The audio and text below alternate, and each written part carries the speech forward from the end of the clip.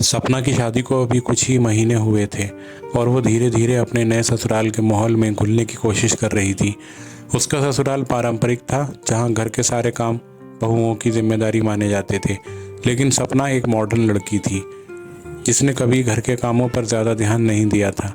उसका पूरा focus career और अपने खुद की ज़िंदगी पर था। ससुराल में हर सुबह जल्दी उठना, घर की साफ सफाई, रसोई के काम और बाकी जिम्मेदारियां उसे भारी लगने लगी थी। उसकी सास मीनाक्षी काफ़ी सख्त स्वभाव की थी और चाहती थी कि सपना जल्दी घर के सारे काम सीख जाए। मीनाक्षी हर दिन सपना की छोटी छोटी गलतियों पर उसे टोकती और सपना को लगता कि वो इस जगह फिट नहीं हो पा रही है।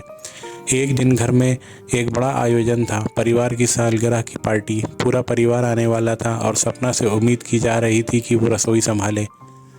सपना ने सुबह से ही हिदायतें देना शुरू कर दी।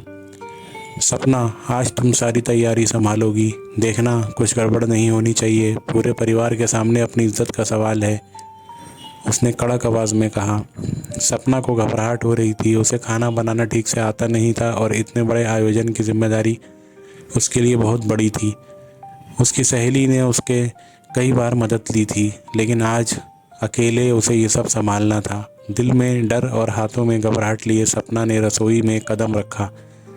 सपना ने किसी तरह से काम शुरू किया। खाना बनाते वक्त उसके हाथ कांप रहे थे और उसकी नज़रें बार बार घड़ी पर जा रही थीं। 1 घंटे के बाद अचानक रसोई से धुआं उठने लगा। सपना ने हड़बड़ाते हुए देखा कि उसने चूल्हे पर कुछ ज़्यादा ही तेज़ आंच कर दी थी और खाना जलने लगा था। उसका दिल धड़कने लगा। वो जल्दी जल्दी चीज़ों को संभालने की कोशिश कर रही थी, लेकिन चीज़ें हाथ से फिसलती जा रही थी। तभी मीनाक्षी रसोई में आई। उसने धुआं देखा और गुस्से से बोली, क्या कर रही हो? ये क्या हालत बना रखी है?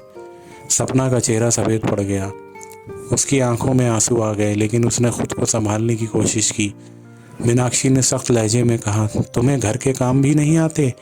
इतने बड़े परिवार में बिना कुछ जाने समझे कैसे रहोगी? सपना को अब ये बातें तीर की तरह चुभने लगी थी। वो चुपचाप खड़ी रही, आंखों में आंसू भरे हुए। पर कहानी यहाँ ख़त्म नहीं हुई। पार्टी शुरू होने वाली थी और सपना को लग रहा था कि सब कुछ ख़त्म हो चुका है। उसने हार मान ली थी। लेकिन तभी उसके पति रोहित, जो अब तक कमरे में शांत बैठे थे, रसोई में आए। उन्होंने देखा कि सपना तनाव में थी और माँ की गुस्से को झेल रही थी। रोहित ने बिना कुछ कहे सपना के पास आकर उसे शांत किया। तुम अकेली ये सब नहीं कर सकती थी, उसने धीरे से कहा। फिर खुद रसोई में आकर उसकी मदद करने लगे। सपना हैरान थी, क्योंकि उसने कभी सोचा भी नहीं था कि रोहित उसके साथ इस तरह खड़े होंगे। साथ मिलकर उन्होंने जल्दी जल्दी तैयारी पूरी की।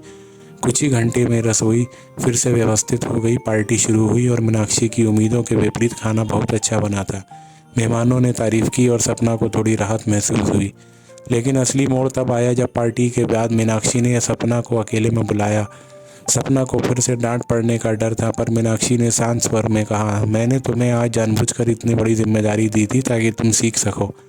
मैं जानती हूँ कि तुम्हारे लिए ये सब नया है, लेकिन तुमने हिम्मत नहीं हारी। रोहित ने भी तुम्हारा साथ दिया और ये देखकर मुझे अच्छा लगा। सपना ने धीरे से कहा, माँ मुझे माफ़ कीजिए, मैं कभी इतने बड़े काम नहीं किए थे मैंने। मीनाक्षी ने हल्की मुस्कान के साथ कहा, गलती से कोई सीखता है, आगे घबराना मत। काम कोई भी हो, मिलकर करो तो आसान हो जाता है। सपना को पहली बार महसूस हुआ कि मीनाक्षी उसे डांटने के लिए नहीं, बल्कि उसे सिखाने के लिए सख्त थी। उसने सीखा कि घर के काम अकेले करने की ज़रूरत नहीं थी और हर किसी को नए माहौल में ढलने के लिए समय दिया जाना चाहिए। उस दिन के बाद सपना और मीनाक्षी के बीच का रिश्ता बदल गया। सपना ने धीरे से काम सीखने शुरू कर दिए और धीरे धीरे सारे काम उसको आ गए, और मीनाक्षी ने भी उसे धीरे धीरे सिखाने की कोशिश की। और अंततः मीनाक्षी कामयाब हुई सपना को घर के काम सिखाने में।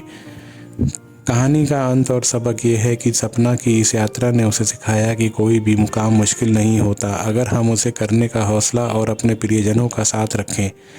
हर किसी के लिए नए माहौल एक चुनौती होता है, और जब परिवार साथ हो तो कोई भी बाधा बड़ी नहीं होती।